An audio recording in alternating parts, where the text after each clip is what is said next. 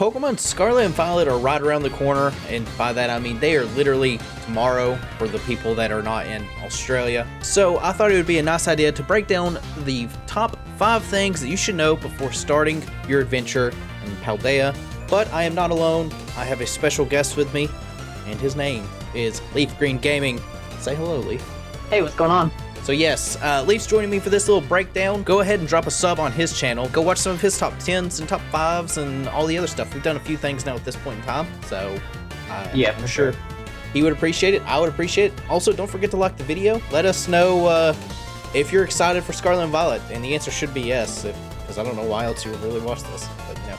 Although I keep getting spoiled, and I'm getting really upset about it. Yeah, he does. That also reminds me, this video is spoiler-free, so on to number 5. So starting off with number 5, the first thing to know is gym leaders do not scale to your level. Unlike previous Pokemon games where there was a set order of gym 1, 2, 3, 4, 5, 6, 7, 8, you can challenge them in any order, but that doesn't mean that you probably should. So if you go up against the 8th gym, you're probably going to run into stuff about 40s to 50s, maybe even 60s. And, you know, the first gym's probably going to be like 12 to 15. So something to keep in mind is if you're heading out adventuring to Paldea, check the enemy trainers in the area. Normally that's a good indicator for the gym. Be prepared. I think where you can take on the 3 different stories kind of simultaneously, there's going to be situations where you're going to have to move from the gym challenge to maybe like exploring and like fighting like the, what are they called? The like big boss Pokemon. Oh, time. Yeah, Team Star, yeah. So you'll have 3 different stories, and so you'll get experience from different areas. So I think there's going to be a lot of like rotating from each category to get your levels to be able to kind of take on the gyms in the order that they're more or less intended, although you do have free reign because they are same theme as open world. Yeah, absolutely. And with that saying, we'll be moving on to number 4.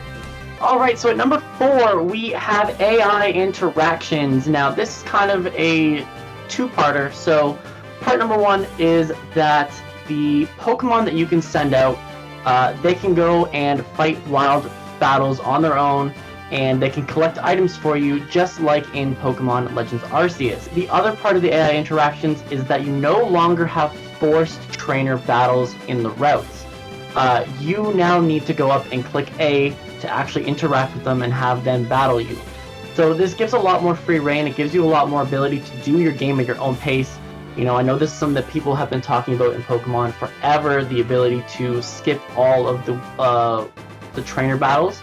And so this gives people who want to do so that option, making speedrunning probably a little easier as well. I would completely agree. So yeah, no more having to walk up and trainers be like, hey, our eyes meet. We must fight now.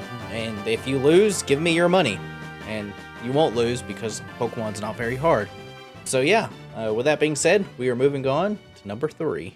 Making our way down to number 3, TMs are back to kind of being single use like what they were all the way back up until I think it was Gen 5 when they started to be permanent. The important thing to note is while they are single use, you are able to craft them now. So materials from what we were talking about in our last point, when you beat a Pokemon, they drop materials, you can use that said material to actually craft the TMs.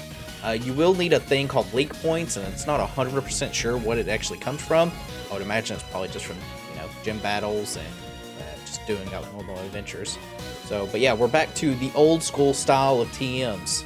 No more Ice Beam for everybody or Earthquake for everyone. Yeah, so I mean, this goes back, I think it makes TMs a little bit more valuable, right? You're not going to make 50 of them anymore, so you're probably going to want to be a little bit more selective. In competitive Pokemon, this might appear to be frustrating at first. However, I think there's going to be plenty of opportunities. I know in Legends Arceus, everything respawned, so you know, you'll figure out where the places are to go, and you should be able to just go back there repeatedly, and you'll eventually get it all that you need. Really, this feature, the crafting part of it, I think is just trying to force people to continue to explore, because they do, like, the game is so focused around being the first official open world game for Pokemon, and so they're just trying to make sure that people can do that.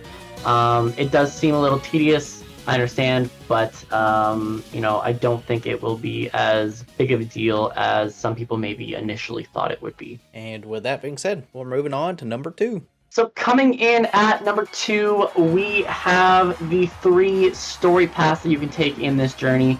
We did talk about it already in some other points because they're all intertwined.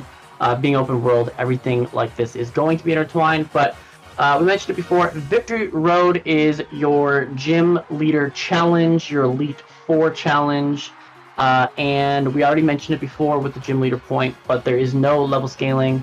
So they're going to be set at a certain level, and you have to either do things in other story modes to kind of get yourself up to those levels, or kind of reevaluate whether or not you want to continue that challenge. And then you have the Path of Legends, which is going around and doing quests.